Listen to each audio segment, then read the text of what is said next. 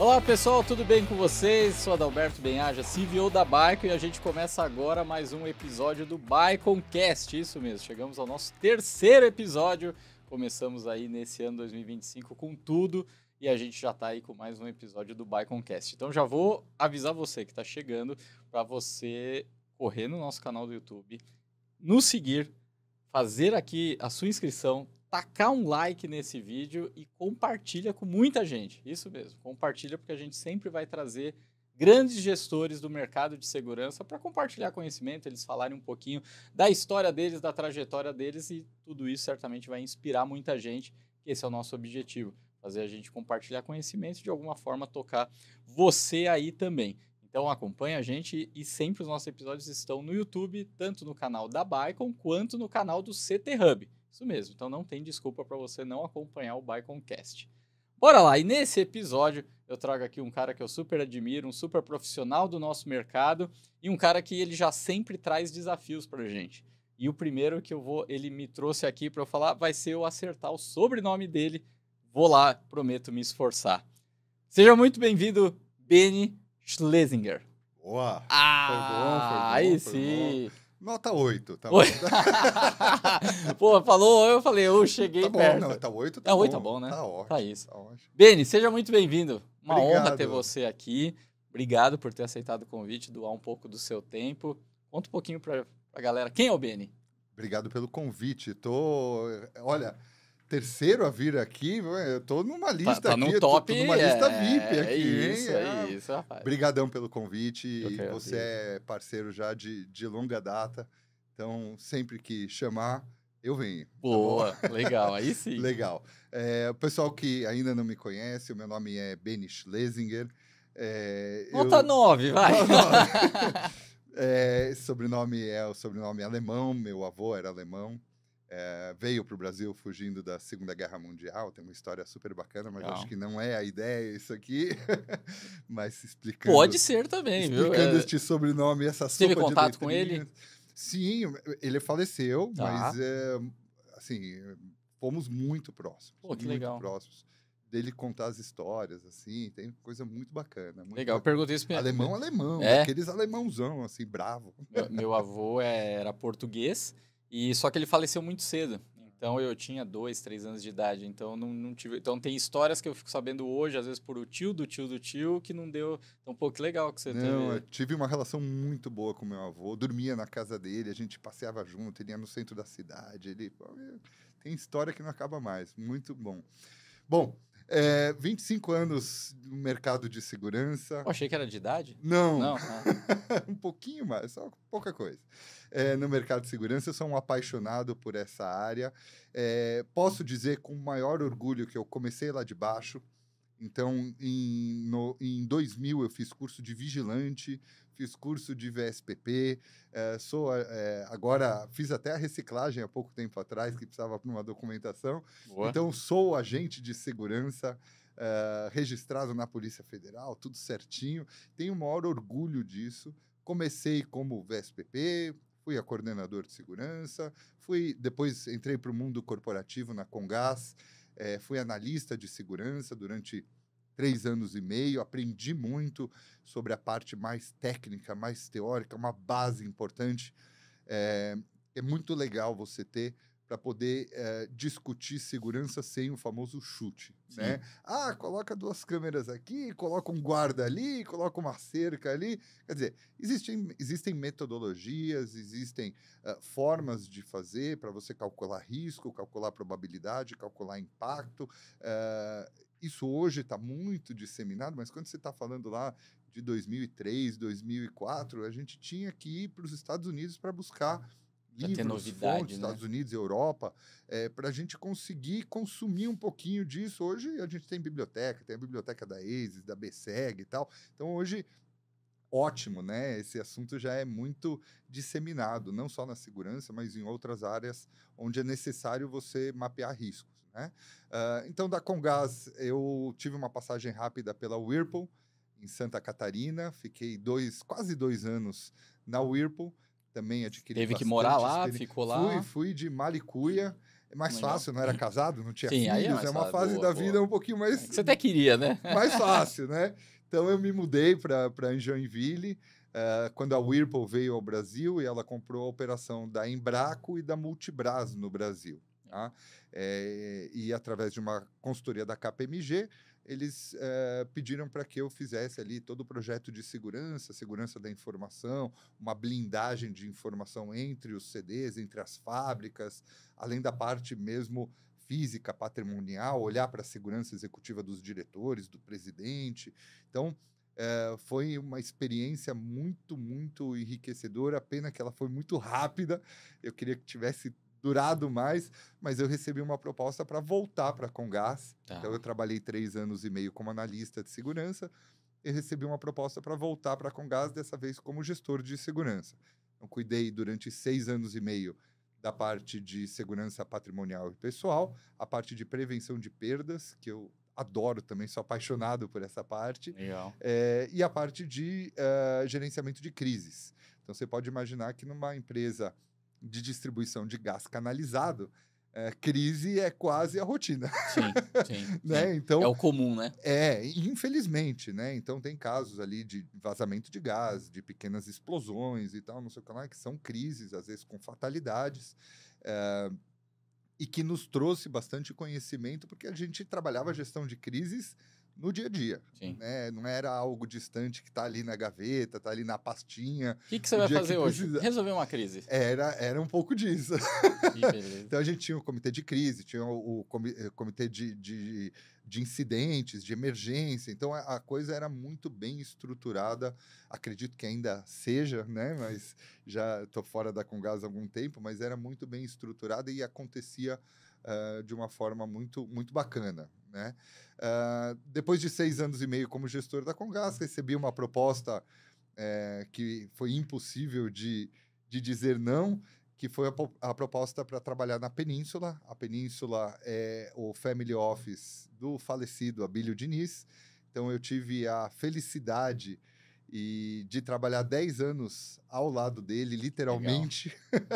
Literalmente ao lado, um pouquinho à frente, um pouquinho atrás, mas acompanhar ele durante 10 anos, durante os últimos 10 anos da vida dele. Verdade. Né?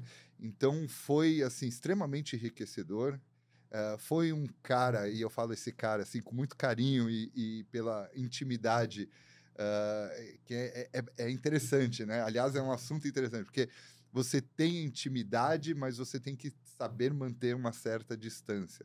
Porque existem protocolos, existem formas, existem coisas que ali você tem que manter. Lógico. Então, E apesar precisa de dar o exemplo também dar para o o resto da exemplo, né? equipe e tudo mais, Exatamente. né? Não, e precisa ter um respeito mútuo. Sim. Né? Eu tinha, obviamente, um respeito por ele muito grande, mas ele também precisava me respeitar pela cadeira que eu tinha ali. Perfeito. Né? Então, aquele momento que eu falava, olha, a gente não vai por aqui é perigoso, ou nós temos um problema, precisamos ir de outra forma. Tal. Eu precisava do respeito dele, Sim. e que não era fácil. Imagina, Era né? um desafio, era um desafio. Então, eu fiquei 10 anos na Península, no family office da família do Abílio Diniz, e agora, em dezembro de 2024, me desliguei da Península e estou numa fase, eu vou usar o termo que agora está mais batido, né? Estou numa fase sabática. Sabática. Então, estou olhando bastante coisa, estou, graças a Deus, recebendo algumas oportunidades, estou recebendo alguns chavecos, né? Algumas pessoas, olha, você tá aí, vem trabalhar com a gente e tal. Então, eu estou olhando algumas frentes, algumas coisas, mas estou num momento de vida também de repensar. Quer dizer, onde eu estou, para onde eu quero ir, O que eu qual já que é a fiz, o que ideia, eu quero eu já fiz, o fazer. que eu mais gostei daquilo que eu fiz, e eu quero ter um foco maior nesse assunto. Então, estou num momento bacana, de olhar para tudo isso de uma visão diferenciada. Quer dizer, olhando, quando você está dentro, você tem uma visão mais limitada. Sim. Quando você consegue sair e olhar de uma outra ótica, você consegue olhar e fazer uma leitura de forma mais rica. Né? E eu estou nesse momento. Pô, que legal, bacana. Começar te perguntando do seguinte, você falou que você trabalhou então na Comgás, né? E depois na Whirlpool, ou seja, indústrias, né? E depois você foi para um family office. Estamos falando de segurança, mas são ambientes diferentes, né? Com quem se relaciona é diferente, né? Enfim, os sponsors, tudo mais. Imagino que até a tratativa de budget e tudo, enfim. Como que foi essa adaptação para você? Quando se relacionar dentro do ambiente corporativo industrial, um family office obviamente é corporativo, né? Mas o produto, sei lá, é aquela pessoa, né? Como que foi isso? Foi muito difícil. Eu acho que o inverso seria mais fácil. Então, Tá, assim, sair de um ambiente menos regrado, né? E aprender a lidar com processo, com regras, com diretrizes, etc. O contrário foi mais difícil. Eu saí a Comgás, ex-estatal, depois foi privatizada pelos ingleses, né? Pela British Gas, e há pouco tempo atrás, comprada pelo grupo Cosan, né? Mas é uma empresa de processo. Uma empresa, obviamente, até pela questão do risco da distribuição de gás e etc., e a relação com o Estado de São Paulo, né? É uma empresa que não tem um concorrente direto, né? Não tem nenhuma outra empresa que pode.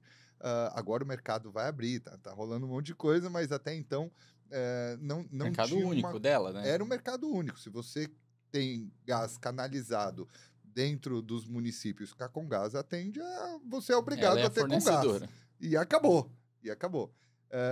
Que pro lado da empresa é muito bom, Sim. porque não tem concorrência, né? Então você.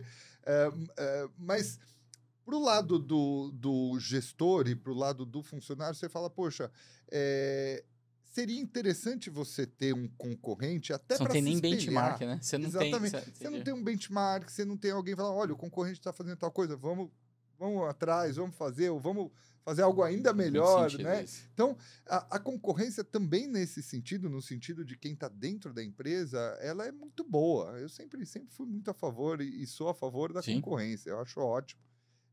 Mas por uma questão legal de legislação e de concessão, a Comgás não tinha. Né? Você tem outras fontes de energia. Você tem o gás de botijão, você tem outras.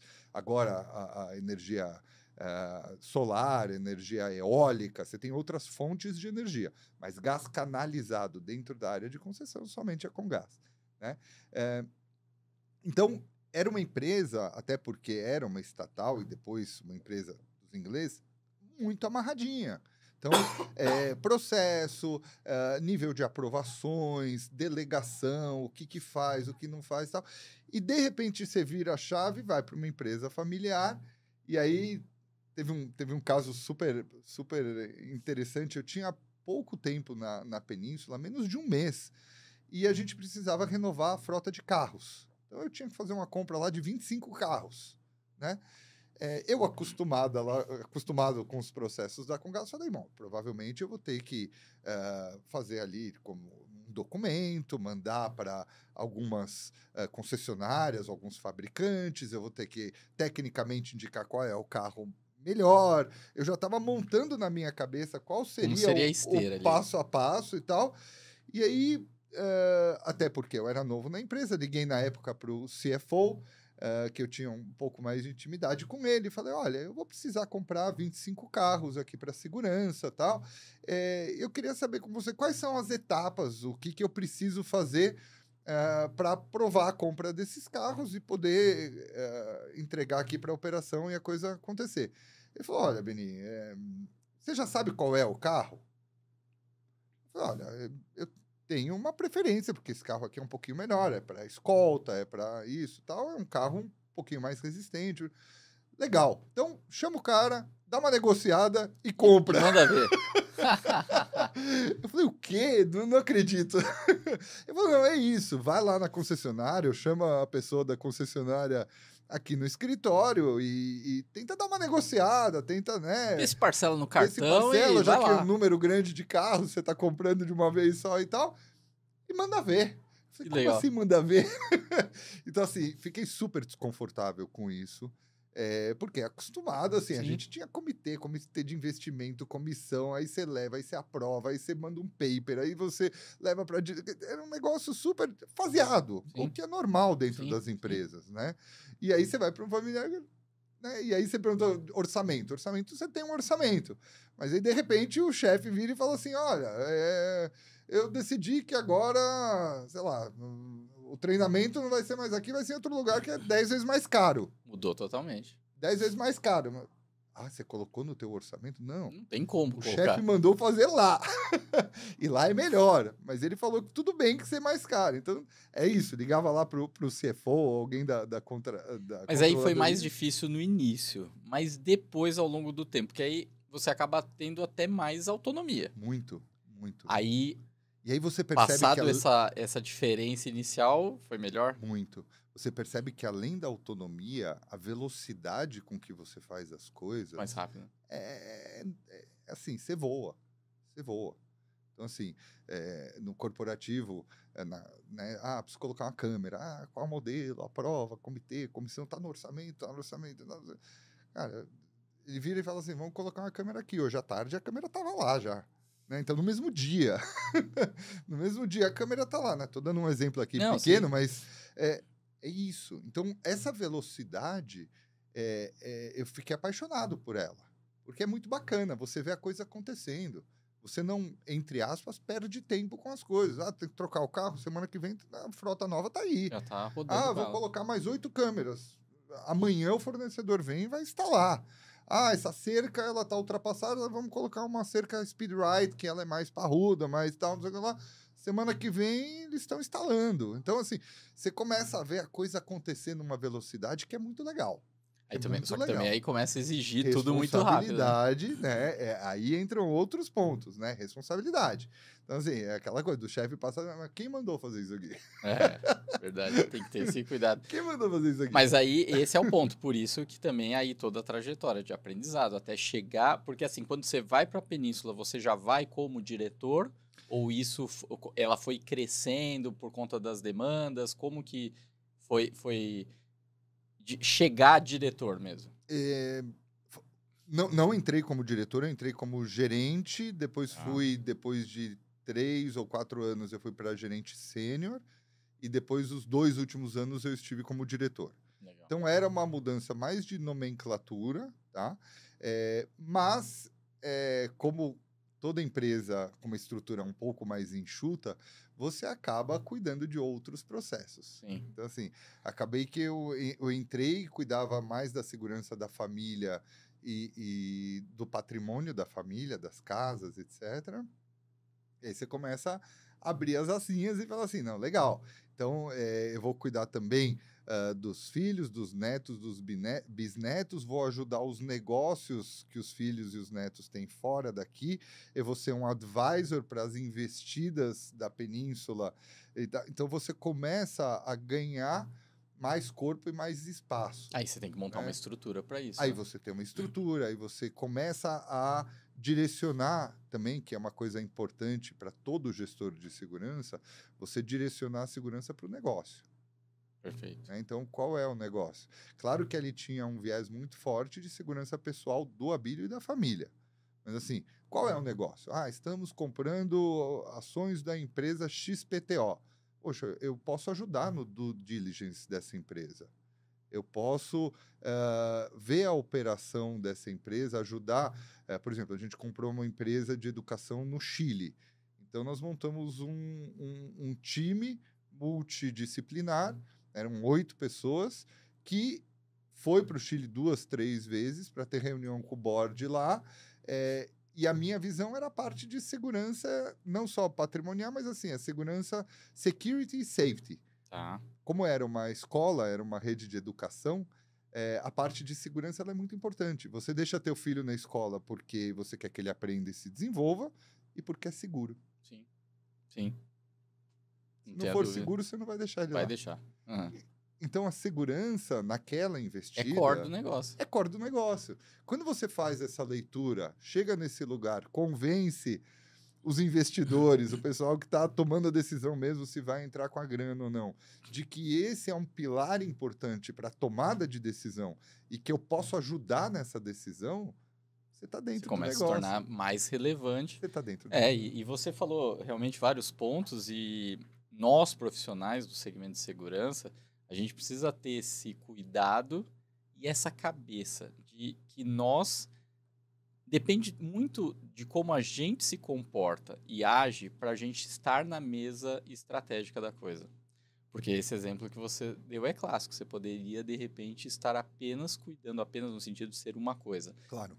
Cuidando de fazer todos os executivos ir lá para o Chile para fazerem a reunião. É isso. Outra coisa é você entender o que vai ser feito lá, para você preparar para que eles estejam da melhor condição possível para isso, mas o quanto você consegue contribuir. Mas eu acho que isso responde à pergunta que você fez. Eu acho que quando eu era um gestor ou um gerente, olhando ali a terminologia, eu era o cara que ajudava a tirar o pessoal do Brasil, fazer o translado, ter uma van, ter um motorista treinado que pudesse levar para a reunião e tal, não sei o que lá. Quando eu me tornei o gerente sênior ou o diretor, isso tudo continuava acontecendo, mas eu entrava dentro da reunião. Boa. Acho que a mudança maior é essa. Então, eu era importante para montar essa estrutura, para fazer os executivos chegarem até a reunião, mas eu me tornei um executivo, então a minha presença ela era importante dentro da reunião. E aí, isso é fundamental. E aí, qual a sua visão? Você falou de 25 anos no mercado. Quais as principais transformações que um gestor, um líder dentro do segmento de segurança, ele enfrentou ao longo desses 25 anos? Talvez não que ele tenha pensado nisso, mas que hoje ele precisa ser diferente do que talvez ele podia ser há 25 anos atrás. Hoje ele precisa ser diferente para ele poder estar no game ainda e ser relevante, fazendo diferença. O que você foi vendo aí de mudanças dessas jornadas? Para estar no game hoje, você tem que estar com a tua cabeça para daqui a 5 anos. Senão você não está no game. Boa. Só isso aqui já deu um corte. Boa, mandou bem exato. Já deu um corte. Esse é o game. Acho que eu tenho, e eu vejo que pares que eu me espelho também tem essa inquietude, né? De assim, não, legal, eu fiz aqui todo o sistema de segurança da empresa. E agora? Né? Tem aqueles que falam, não, agora vou pilotar. Agora eu vou pilotar, fiz a minha central, ela é moderna, ela tem alarmes, eu vou colocar meu blazer aqui, meu terno nas costas da cadeira e vou curtir a minha obra feita. Legal, faça isso, acho que tem que fazer. Mas a cabeça tem que estar lá na frente. Bom, e agora?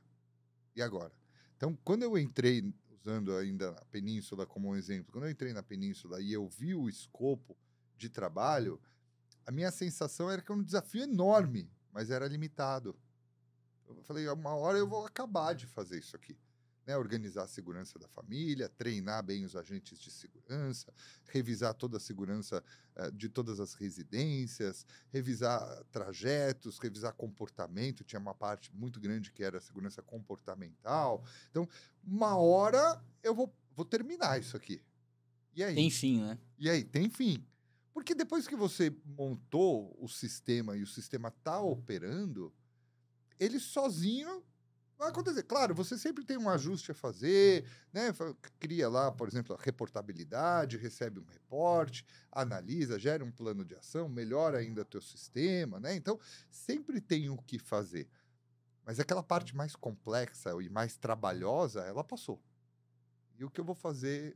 What next? Qual é o meu depois? Qual que é o próximo? Qual que é o passo que eu vou dar depois daqui? Né? E eu acho que essa é uma inquietude que eu tenho. Você sempre teve essa cabeça de olhar isso? Eu sempre tive.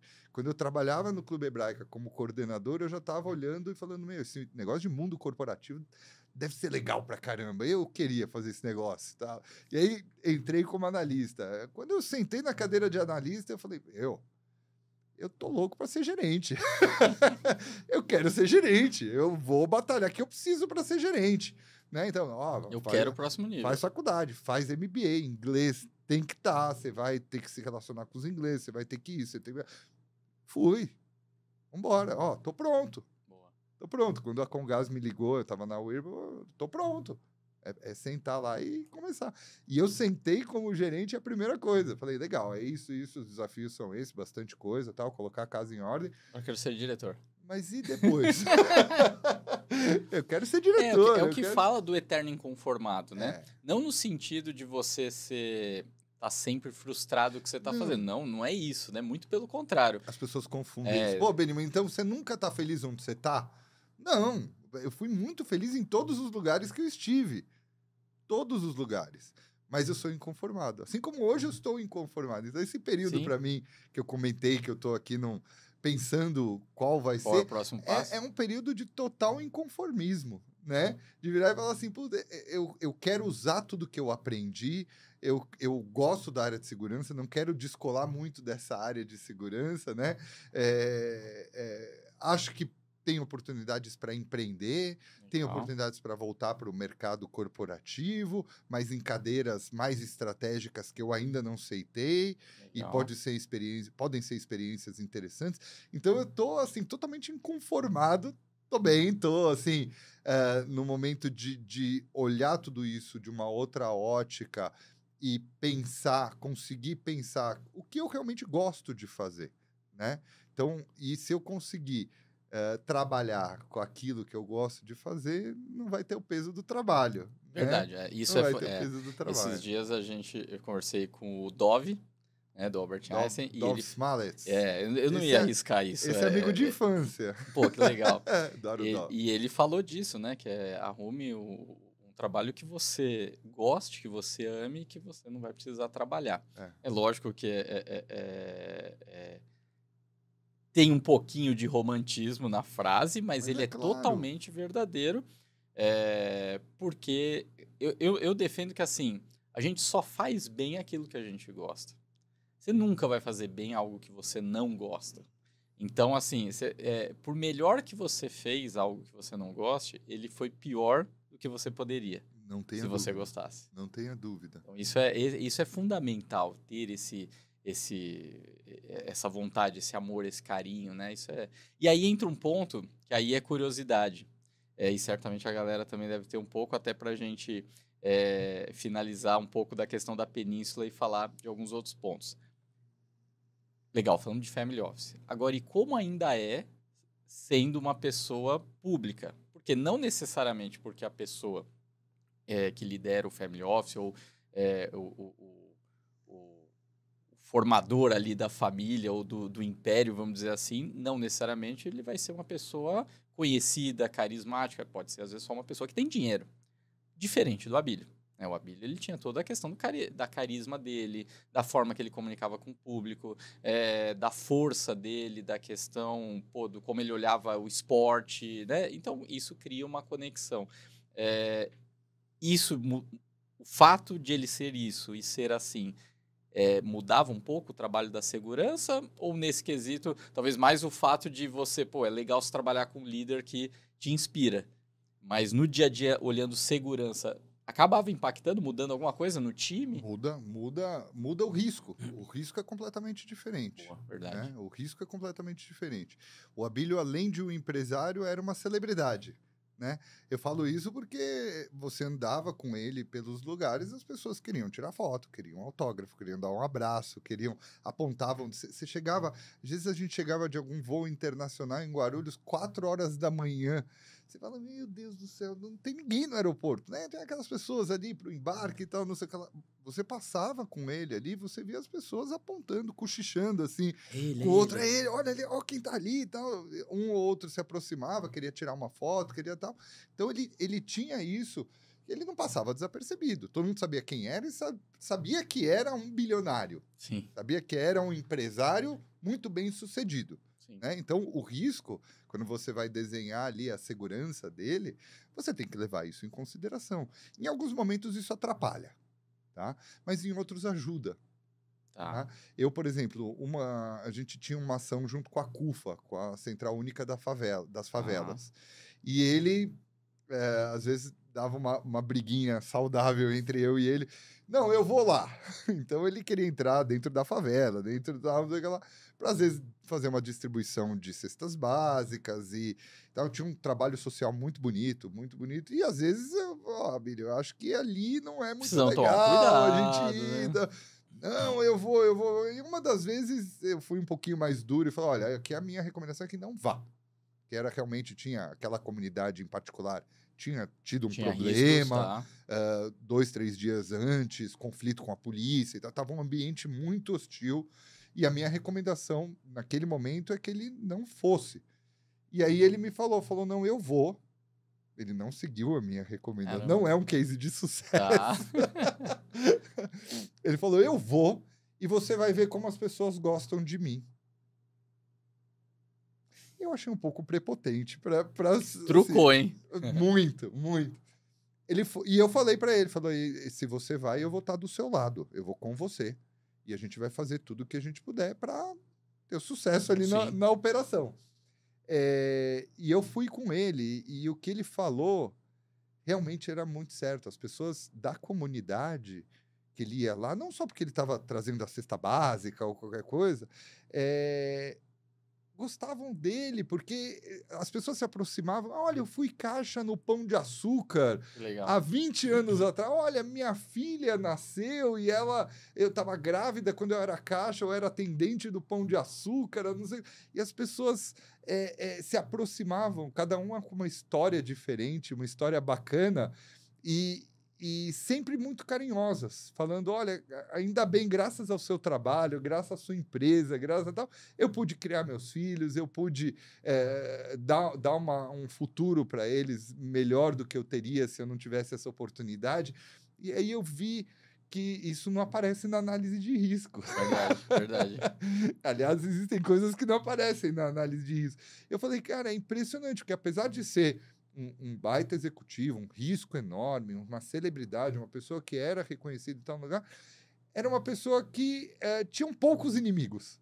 Legal. Ele teve uma forma de comunicar, né? Ele conseguiu se comunicar com essas pessoas, mesmo que não seja verbal ou gestual, mas pela história dele ou por essas pessoas, de alguma forma, se sentirem parte da vida dele. Porque no que ela foi caixa da empresa e a empresa cresceu e ela, de alguma forma, se sente parte disso, e ele né? visitava quando ele ainda estava no Pão de Açúcar, ele visitava as lojas, ele falava com todo mundo. Então, ele ia lá no atendente, na caixa, no empacotador, no cara do caminhão, não sei o que lá. E ele falava, ele gostava disso. Ele fazia as visitas na loja.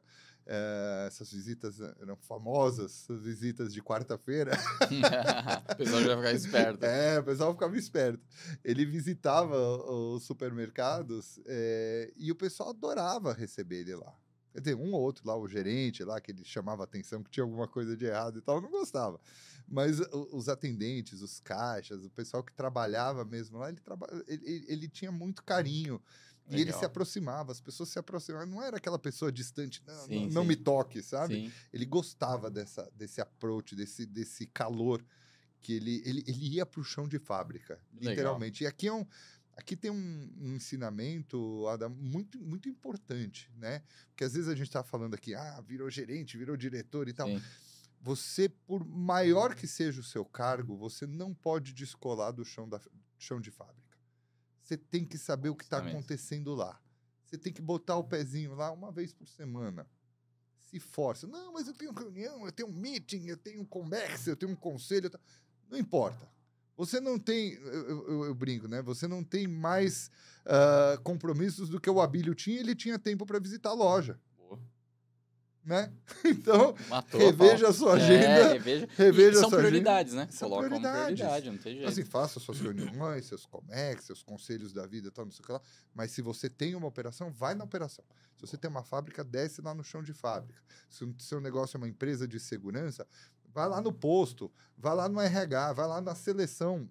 Passa um dia inteiro na seleção. Não é ir lá tomar, pessoal, oi. Aquele oi, né? Não, vai lá, faz você uma entrevista. Faz você um processo de admissão, vai você render um posto. Boa. E eu não estou querendo puxar louro, e o pessoal que trabalhou comigo com certeza vai assistir. Eu puxava o posto, mesmo como diretor, eu puxava o posto junto com o pessoal. Legal. Almoçava junto com o pessoal. Treinava junto com o pessoal, tinha o treinamento lá. Não, hoje eu vou participar junto no treinamento. Não, chefe. Não, chefe, não. Me dá uma camisetinha aí do coisa, eu vou correr com vocês, vamos atirar, vamos dirigir o carro, vamos fazer tal, não sei o que lá. E eu vou fazer junto com vocês. Falar para os instrutores, vocês não querem o tratamento diferenciado. Só mais um aqui. Eu tô na fila, eu sou mais um aqui. E os agentes, quando viam isso, ficavam com esse exemplo. Falando, pô, olha que bacana. Ele tinha tudo para estar lá atrás do computador, no ar-condicionado, tomando cafezinho lá na Faria Lima, e ele tá tá aqui com a aqui gente. com o pé na terra. Aí você cria esse pertencimento. Você Isso é muito pertence, legal. você traz os caras juntos, você mostra que você está no mesmo barco. Porque uma coisa você fala, não, somos todos aqui o mesmo time. Não, tem que executar isso. Peraí, mas no dia a dia o cara tá lá e eu tô aqui me ferrando? É verdade. Então, você é o famoso walk the talk, né? Então, mostra a real. Sim. Eu tô junto com vocês, estou no dia a dia, tô lá. Não pode ser só discurso, né? Não pode ser discurso. Beni, você falou de uma área que você gosta muito, que é prevenção de perdas. E esse é um ponto que eu também defendo que todo mundo olhe, e principalmente o profissional do mercado de segurança, assim como as empresas, que olhem para isso, até porque, olhando com o lado mais empreendedor e financeiro, cada R$1 que você preveniu de perda é lucratividade total, né? Então, assim, às vezes você consegue trazer mais lucro para a empresa prevenindo perda do que com uma nova venda. Porque não é 100% do que você vende que é lucro. Agora, 100% do que você previne de perda é lucro. E às vezes as pessoas não têm esse olhar, tanto o empreendedor quanto os gestores, como às vezes nós, profissionais de segurança, alguns, não enxergam o quanto nós somos importantes e nós podemos ir para esse viés, para a gente não ser custo e poder realmente ser mais visto de uma forma mais estratégica, né? O que te encantou tanto em prevenção de perdas e o que você consegue dar também de conselho, sugestão, dica para quem está no mercado de segurança e, de repente, ter esse olhar também como pode se criar oportunidades, né? Porque toda empresa precisa de prevenção de perdas. Umas mais, outras menos, né? Precisam mais cuidado, mais estrutura, etc e tal. Mas todas estão no risco de ter perdas e tem perdas. Toda empresa tem perda. E você prevenir isso, como a gente falou, é lucratividade. E aí, qual a sua visão? O que você Eu vou dar a minha visão junto com uma dica. Todos os coordenadores ou gestores de segurança que estiverem ouvindo esse podcast e falam, poxa, não, mas o meu é restrito, eu cuido só da segurança, né? Eu escuto muito isso. Olha para a prevenção de perdas, porque a prevenção de perdas é o caminho da segurança para colocar uma mãozinha no negócio. Boa. Para você ser estratégico. Para você ser estratégico, para olharem para você de uma forma diferente. Senão você vai morrer sendo o cara da segurança. Sim. Né? É o famoso 3G, né? Que é Gate, Guard e Gun. Boa. Né? Gate são portões, guarda e gun são armas. Então, se você hoje está cuidando lá dos portões, dos guardas e do armamento, você está restrito à segurança patrimonial ou à segurança pessoal. Se você quer ter um pezinho no negócio, se você quer ser olhado dentro da tua organização de uma forma diferente, uma forma de chegar lá é prevenção de perdas. E como você falou, toda empresa tem prevenção de perdas. Toda empresa tem. É o cafezinho que joga fora. Sim. Porque ninguém tomou, esfriou e metade da jarra vai pro lixo. É perda. Pronto, é perda. Foi escritório com uma pessoa tem perda. Tem perda, é redução de lucratividade. Então é que às vezes as pessoas, não, mas na minha empresa não tem prevenção, não tem perdas, não tem prevenção de perda, porque a gente só faz. Tem. Que seja no café e no papel higiênico, tem perda. Verdade. Comece a olhar para isso. Agora, se você for para a indústria, aí é um universo. Aí é um universo. Isso cabe também para quem está na segurança eletrônica, tecnologia, né? Perfeito. Porque às vezes também a gente se coloca na posição de um fornecedor de câmera, de um fornecedor de catraca, e não como alguém que aumenta a lucratividade, porque através da câmera, através da imagem, você consegue reduzir alguma perda. Não, e é incrível essa mudança. Isso na Comgás eu tive isso muito claro. Quando a gente começou, a gente sabia que tinha vazamento de gás, a gente sabia que... Quando a gente começou a colocar a mão e chamar esse negócio de prevenção de perdas e começar a dar número, e começar a mapear, a diretoria da Comgás na época, eu não acredito. A gente descobriu que tinha furto de gás. Caramba. Como assim furto de gás?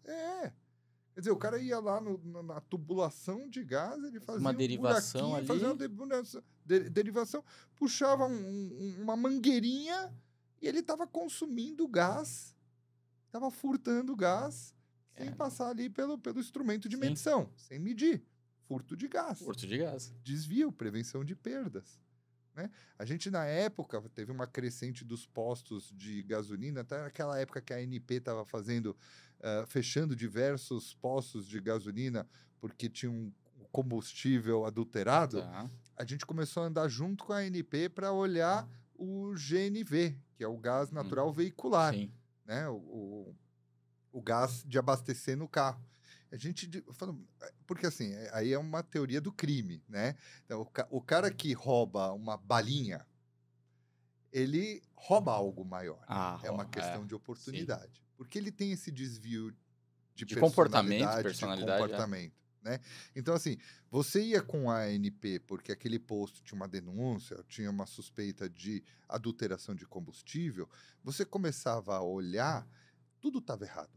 A lojinha de conveniência não tinha autorização de funcionamento, não tinha alvará, não tinha AVCB, os extintores de incêndio estavam vencidos, os frentistas, 2 ou 3 registrados, outros por fora, ganhando uma graninha por fora. Então, é aquele cara que faz algo errado, ele percebe que ele pode ter um ganho fácil ali. E aí ele vai começando a fazer mais errado. Mais errado. Ele começa até a achar que é certo, né? Tanto exatamente. Que começa a fazer e ninguém pega. Eu ouvia, mas todo mundo faz. Não é porque todo mundo faz que se que torna pode, certo. Né? É bem isso. Então, esses postos que a ANP fiscalizava, a gente começava a olhar o GNV, o gás natural veicular, e a gente começou a descobrir uma porrada de posto fazendo exatamente isso. A gente chama de bypass, né? Então, antes tem o relógio, né? Aqui, em termos mais fáceis para explicar, tinha um relógio, o que sai depois do relógio passou ali e está medido, né? E aí ele vai ser faturado em cima do que o relógio marcar. Se ele sai antes do relógio, você faz ali uma bifurcação e tira o gás antes do relógio, esse gás não está sendo medido e não está sendo faturado, não está sendo cobrado. Então, esse é um bypass. Então, diversos postos que a gente chegava e tinha uma mangueira, literalmente, saindo ali, levando para abastecer. Então, ele vendia o gás natural para os carros, para o cliente final, não pagava o fornecedor. E não pagava com gás. A gente fechou, na época, 42, 43 postos por flagrante de furto de gás. Caramba. E aí, ó, EBITDA na veia, né? Porque no que você resolveu isso, começou a tarifar. Não, e aí o posto vinha desesperado, porque ele tinha os clientes dele. Não, pelo amor de Deus, abre, eu preciso continuar vendendo. Não, mas você estava... Não, regulariza para mim, não vou mais fazer. Então, assim, a gente tinha o histórico de consumo dele dos últimos 12 meses. Um mês depois que ele começava a consumir real... aí disparava. Disparava. Então, ele pagava lá uma fatura, vou chutar aqui valores, mas pagava uma fatura de 20, 30 mil reais para Comgás. No mês seguinte, ele pagava 500 mil reais. Caramba. Opa, isso daqui é prevenção de perdas. Isso sou eu. Esse é o dinheiro que eu trouxe. É o meu trabalho, né, o trabalho da minha área, e a gente trouxe de retorno para a companhia. Perfeito. Porque isso daqui era perda. Vocês não estavam enxergando isso daqui. Sensacional. Então... Isso é incrível, e esse olhar é para prevenção de perdas, e tem muita oportunidade nisso que o profissional de segurança pode olhar e deve olhar, né? Deve olhar. Convido a todos, seja de tecnologia, seja de segurança mesmo, patrimonial e pessoal, olhe para a prevenção de perdas. Se a tua empresa tiver uma área de prevenção de perdas, se aproxime deles, porque tem muito trabalho em conjunto. Não, já tem um cara lá que cuida disso. Fica perto dele. Fica perto dele. Você sempre vai sobrar alguma coisinha ali para você ajudar. Se não tiver, a oportunidade está aí. Tá lá. Boa. E aí eu vou fazer um jabazinho também, Beni. Por favor. Porque falando de prevenção de perdas, sempre que você tem, seja numa indústria, num banco, enfim, no varejo, galpões, depósitos, armazéns, você, quando tem, por mais que você tenha um sistema de segurança, tem um disparo, um sistema de alarme, das câmeras, tudo mais, existe um tempo ali de oportunidade que o bandido sabe que ele tem. Até alguém entre disparar, ser detectado e alguém chegar efetivamente, ter algum efetivo, ele sabe que ele tem lá uma janela de alguns minutos aí, de 0 a 15 minutos para ele poder atuar. E aí o gerador de neblina é onde ele entra exatamente para suprir isso, que ele, ao ser demandado pelo sistema de segurança, emite a neblina que em poucos segundos tira totalmente a visibilidade do invasor e com isso você consegue impedir que ele consiga continuar o assalto dele, porque ele não vai conseguir enxergar nada e o que você não enxerga você não rouba. E aí, ao você evitar o roubo, você está prevenindo perda e trazendo lucratividade para o seu cliente ou para sua empresa. Então, fique ligado, segue lá, bicom.com.br e você sabe acompanha mais. que eu vou cortar o teu jabá, mas... Não, já tá feito. Esse é um dos maiores problemas das empresas, que é a pronta resposta. Verdade. Quer dizer, já tiveram N casos que os bandidos entram, não sei o que lá, falam, não, eu tô aqui, eu tô vendo, eles estão dentro da minha empresa. Eu não consigo fazer nada. Liguei para a polícia, liguei para o 90, liguei e tal. Você pega ainda esses dias de chuva, como teve em São Paulo, né? O trânsito é terrível. Sim. Então, a pronta resposta, ela é um problema. Verdade. E se você tem uma solução para persuadir, para você parar ali a atuação daquele criminoso imediato, até que chegue uma pronta resposta, fantástico. Perfeito. Eu acredito muito, isso faz muito sentido. Faz muito sentido. Beni, estamos caminhando para o final. Eu queria que você antes falasse um pouquinho que você também está diretor voluntário no Hebraica. Isso, no Clube Hebraica. No Clube Hebraica. Como que bom, primeiro, o barato de se voluntariar, eu acho que só a palavra voluntário, já, independente do que vem antes ou que vem depois, já tem um valor gigantesco. O outro que é legal se voluntariar no que você faz profissionalmente. Então, mostra que realmente gosta e ama o que faz profissionalmente. Mas como é no ambiente de um clube. Porque, às vezes, isso é comportamental. Às vezes a gente vê a pessoa ali na empresa que ele trabalha ou que ele dirige, ele às vezes é mais regrado em alguns processos. Mas quando ele chega no clube, ele acha que ali não precisa. Assim como deve ter outras e várias histórias. Mas conta um pouquinho desse trabalho que você está fazendo lá. Cara, foi um convite que eu recebi há 3 anos atrás. Legal. O meu primeiro emprego na área de segurança foi no Clube Hebraica, como coordenador de segurança. Que barato. Então foi um looping, assim, um pouco de muito legal. Give back, né? É isso. Legal. Então eu comecei com um trabalho voluntário para a comunidade judaica, através da Federação Israelita Paulista, e aí, por esse caminho, acabei entrando na Hebraica. Tá. Então eu deixei o trabalho voluntário para me tornar um profissional da área de segurança e trabalhar, fazer aquilo profissionalmente. Mas sempre me mantive conectado com o pessoal da federação, que faz um trabalho voluntário muito bacana. E o vice-presidente da Hebraica, na época, falou, olha, a gente está precisando de um diretor aqui para ajudar a colocar a casa em ordem e tal, não sei o que lá. Eu recebi esse convite há 3 anos atrás. Tenho muito carinho pela Hebraica, um clube da comunidade judaica. Eu cresci nesse clube, eu nadava com meu avô na piscina que legal. do História clube, bacana. tem história muito bacana. Então eu cresci no clube, faz parte da nossa história, da história da nossa família. Ter trabalhado lá foi muito bacana. E agora voltar e poder me voluntariar, né, fazer um trabalho voluntário, eu brincando, eu digo para o presidente da Hebraica que eu pago para trabalhar, não é voluntário. Verdade, exatamente. Eu pago para trabalhar. Ele dá risada. Mas é isso, quer dizer, é um clube que tem as suas questões ali, além da criminalidade normal, da violência urbana e tal, tem uma questão dos riscos, por ser um clube da comunidade judaica, né? Você tem os riscos ali, agora com os conflitos que estão tendo no Oriente Médio, na faixa de Gaza, você tem um risco que se espalhou pelo mundo inteiro com o aumento do antissemitismo, então você não sabe até onde pode ir a loucura de uma pessoa. Sim. Né? Então, além das questões de segurança normais, patrimoniais, pessoais e tal, não sei o que lá, existe ali uma preocupação adicional com as questões de terrorismo. Tá? Então, é um desafio muito bacana, eu gosto muito. É um clube lindo, maravilhoso. Quem não conhece, convido a conhecer. É um clube aberto. Se você conhece algum sócio ou não conhece, tem como você marcar uma visita, conhecer. É um clube lindíssimo, na frente do Clube Pinheiros. Muito bacana. E é um trabalho que é num lugar diferente, né? Então, o voluntariado também te permite isso, porque quando você é profissional, você está sendo pago para aquilo, você tem uma obrigação de Sim, estar sim. ali, de fazer, de cumprir meta, de entregar e tal. Não sei.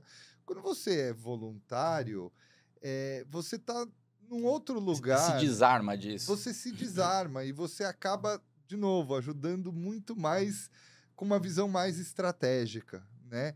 Então, olha, o evento vai ter um show de dança, o clube vai ter um show de dança e tal.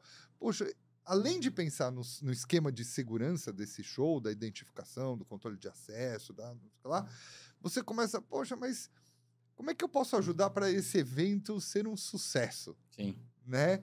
E se a gente colocar alguma coisa de segurança junto com o evento para o pessoal vir, né? Então, você começa a pensar meio fora da caixinha e isso tem sido muito bacana, Legal. tem sido muito legal. E o voluntário te permite isso, né?